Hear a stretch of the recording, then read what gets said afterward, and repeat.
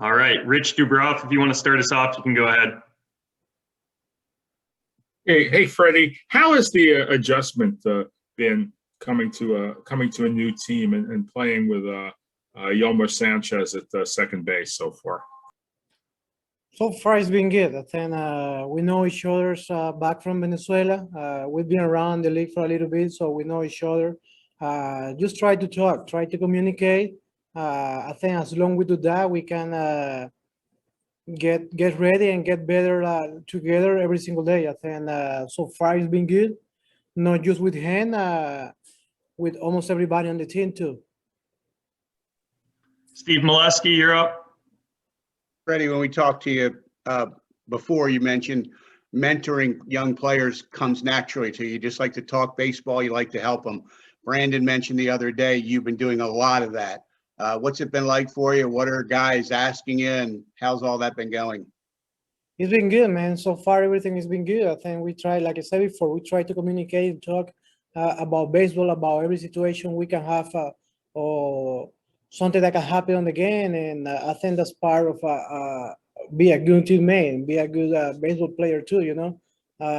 Especially right now, for me, I try to know everybody, try to put some names and some faces, and so far it's been good. It's come natural. I just try to talk baseball, try to help the team, try to help my teammates, and they want to learn. I mean, they know they are young guys in the league too. They want to learn some little stuff, and I'm here, man, to play baseball every single day and try to help my teammates and win the games every single day. Stan Charles, you're up. Freddie, welcome to Baltimore. I'm going to assume you had at least a couple teams interested in you. What appealed to you about the Baltimore position?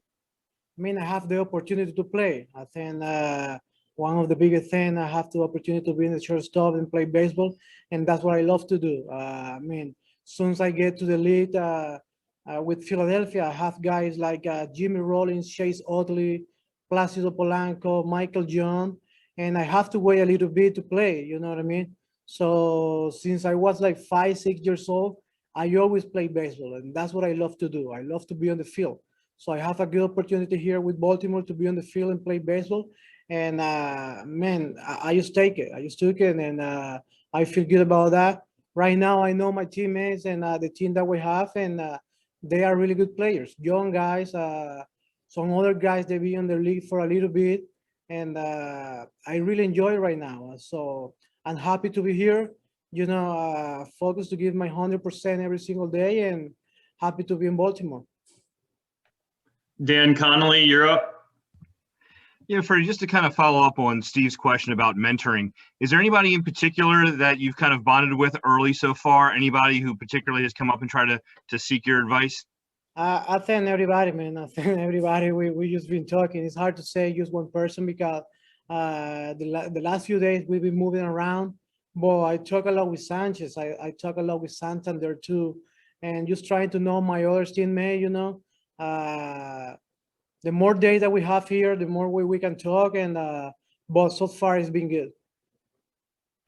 Mark Viviano, you're up. Hey, Freddie.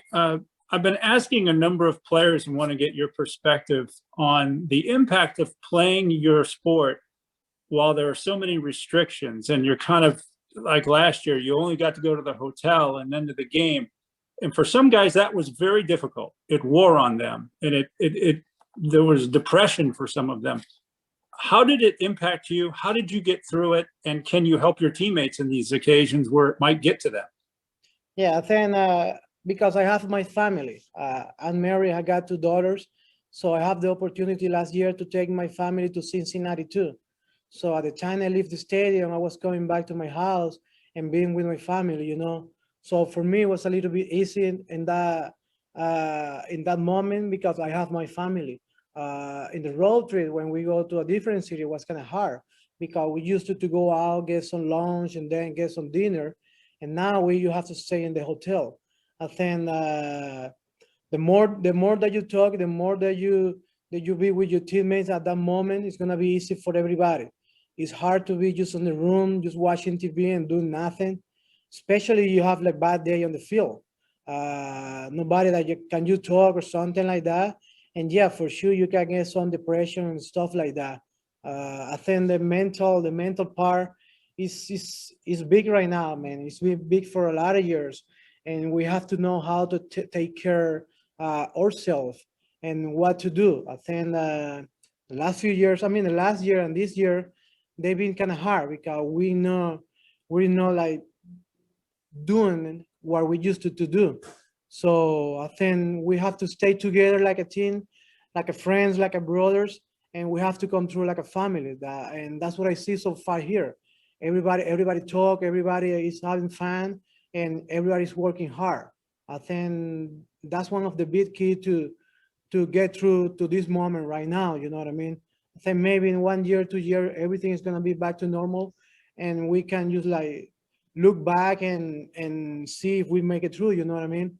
So, like I say, last year was kind of hard, a little bit hard for me, but I have my family. My family helped me a lot, and that was good for me. Thanks, Freddie. Steve Molesky, you're up. Freddie, you have some time in the AL East previously. What was that like? What's the grind like for a player? Is it the best division? I think it's the best division in baseball for sure. You have to face all those guys. You have to play in the Yankee Stadium. You have to play in Boston, and even if you're good, when you go there, you're gonna feel that for sure. So that's gonna take the best of you, and that's what I love this division, because every single day you have to compete. You have to play against really good teams, and in some ballparks with a lot of history. And I mean, I love that. I enjoy that. The year I was with Toronto, I really enjoyed that, and I was glad to come back to this division. All right, that's all the time we have with Freddie. Thanks for joining us, Freddie. All right, no problem, guys. Thank you. For the rest of us, all right, Rich Dubroff, you can lead us off. Hey, Chris. Hey, Rich. How's your health? How are your knees? How's the rest of you?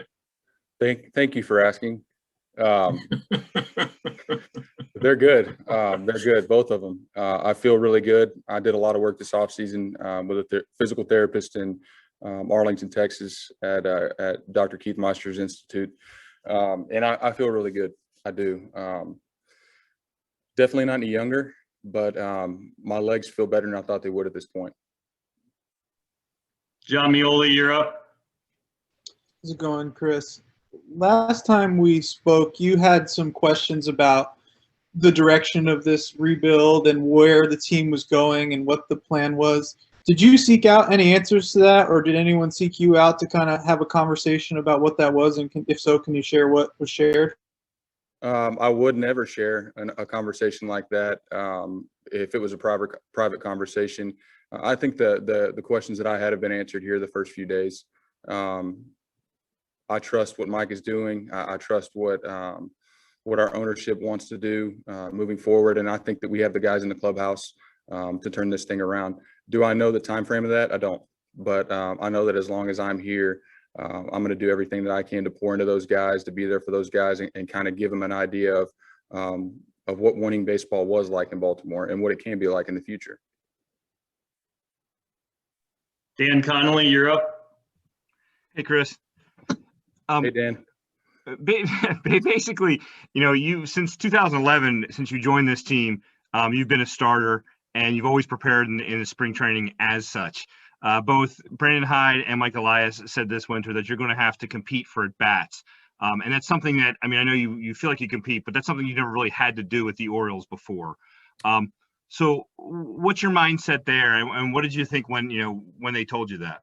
Well, I had to compete for at-bats in 2012. I mean, when I was traded over here in 11, at the deadline, I was playing third base, a little bit of first base. And really that's, I feel like every year of my career, I've approached spring training to compete for at-bats. That's really how I think any player should approach it, because if you just come in thinking that it's your job and you don't have to do anything, you're not doing yourself or anybody in the clubhouse any favors. And that's the way I've approached this offseason.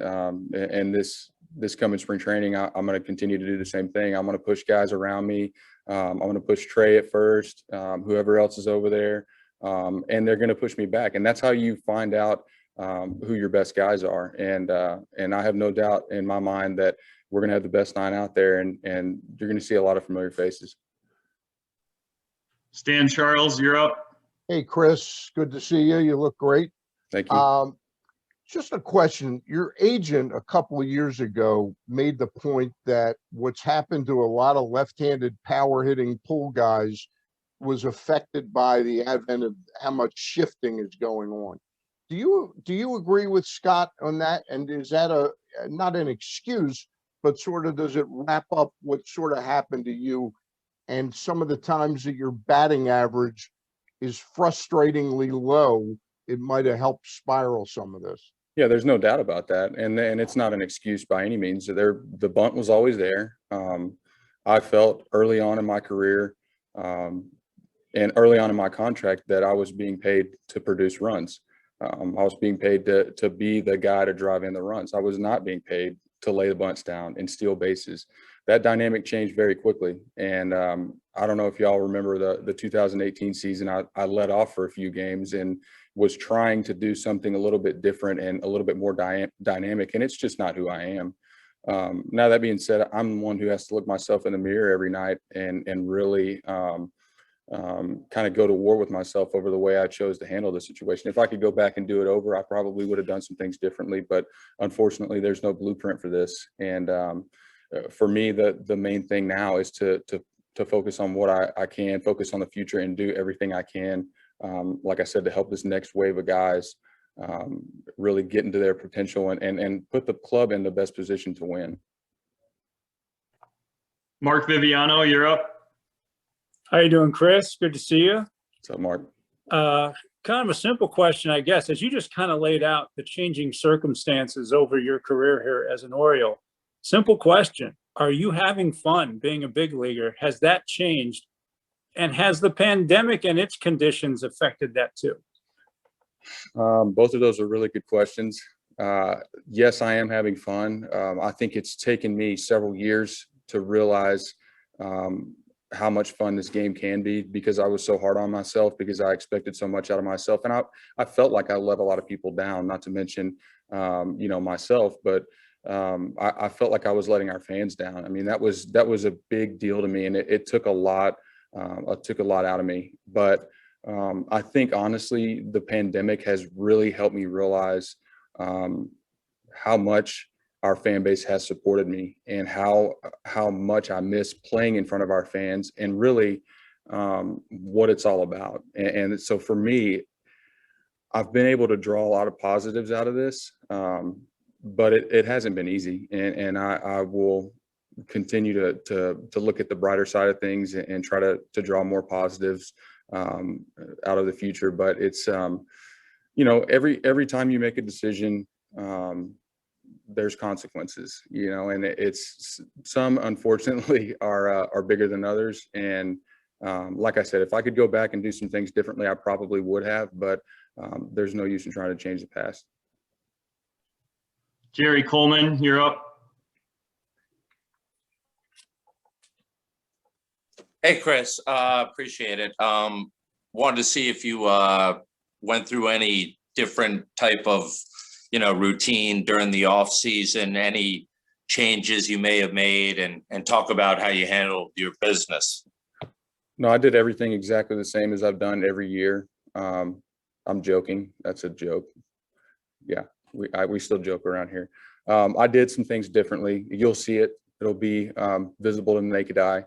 I'm excited about it. I think there are a lot of really positive things going on around here, and I feel like I have done substantial work to really step outside of my comfort zone and change some things. I mean, mechanically, physically change some things about how I'm approaching my at-bats. And it's going to be weird. It's going to be uncomfortable, but I think it's overdue, to say the least. Steve, can you expand? Are you able to expand on that? As far as? Well, maybe a hint as to what we'll see, or is it like a no, you're going to have to tune in and watch the games. I'm not going to give everything away right now. Steve Molesky, you're up. Chris, along those lines, the struggles of the recent years, was it hard not to have self-doubts? Did you ever think it's not here anymore? And what gives you hope now that it still is? Yes, I did. I mean, there were times, and I feel like it's completely normal and completely human to have those doubts when you're struggling, and struggling as long as I did. But I think really, honestly, for me, last spring was an eye opener, and it was okay, I can still do this. And I was frustrated with the way things played out last season, to say the least. I felt like I came into spring training in great shape. I was really swinging the bat well, and then, everything stopped. So, but I also understand that we did get a chance to play some games, and that there were a lot of things that were bigger than baseball going on. So, in a way, the pandemic has really kind of been a blessing in disguise for me, because it's allowed me some time to reflect and really think about what's important to me. Time for a couple more questions here. Rich Dubroff, go ahead.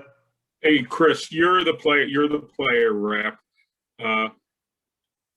How would you describe the owner-player relationship right now?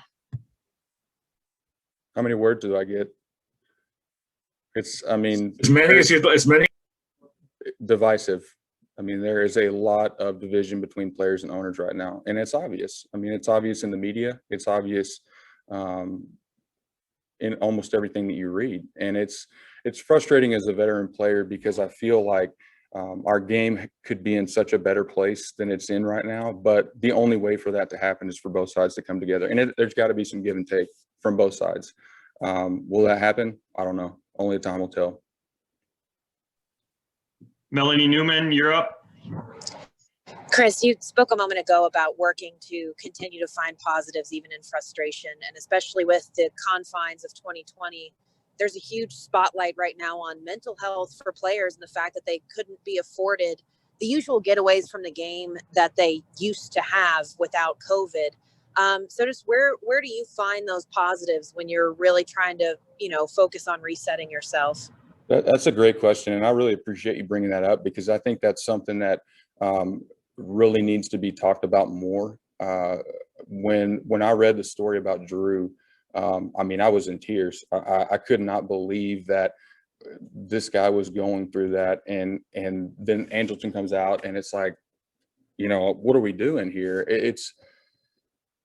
There have to be more conversations about things like that for there to be any sort of progress or any sort of solution. And for me personally, man, I've got a great wife. I've got 3 beautiful girls. I've got a lot of people who love and support me and have always been there for me, always been there to encourage me. And I'm so thankful for that.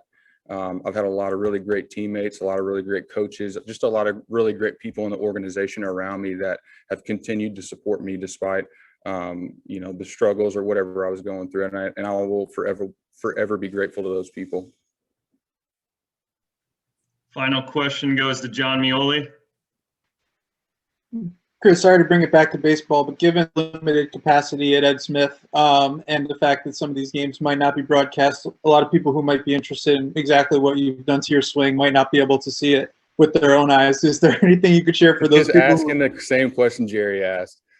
You bet I am. I'm not going to give it all away. I mean, it's going to look different. That's all I'm going to say. All right. Well, that's all the time we have with Chris. Thanks for joining us, Chris. Thank you, guys. I don't really want to hear about it. Rich, if you want to lead us off, you can go ahead. Sure, Brandon. We just talked to Chris. We just talked to Chris, and you said that he'll get so much. He'll have to battle for playing time with his spring performances. How much playing action do you think he'll see during Grapefruit League games? I think he's going to play quite a bit. I'm going to give him I told him yesterday, I'm going to give him as many at-bats as I possibly can, and I'm obviously not going to I'm going to treat him like everybody else and play him as much as possible and try to get him to feel comfortable going into the season. Stan, you can go ahead. Brandon, along those lines with Chris Davis, when he first was acquired by the Orioles, he played some third base. If perchance he were having a good year, would you like to see him play third base a little bit in spring training? You know, we haven't talked about that yet. I'm just trying to get him comfortable at first right now, and we're 1 week in. I think that we'll cross that bridge when we get there, but yeah, I haven't talked to him about playing anywhere else. John Mioli, you're up.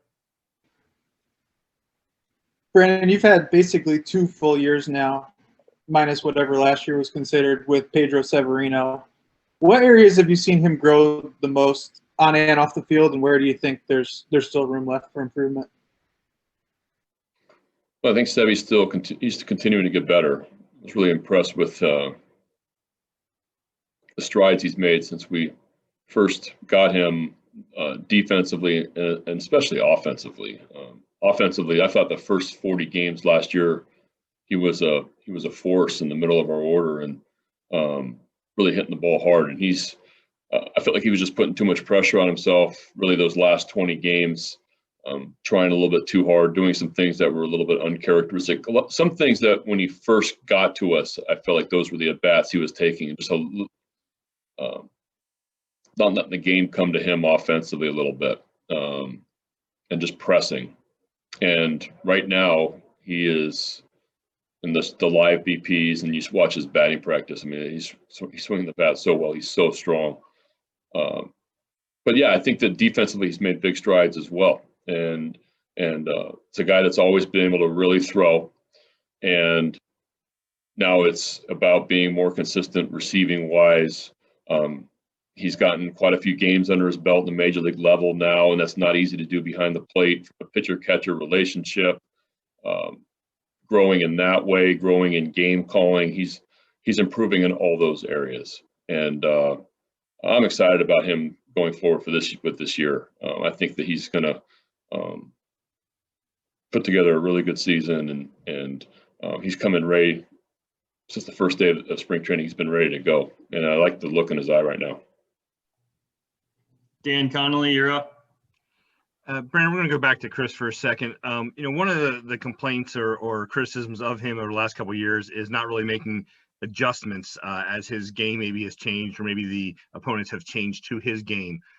He said that this year, and he said it before, but he said he's made adjustments both physically and mentally coming in.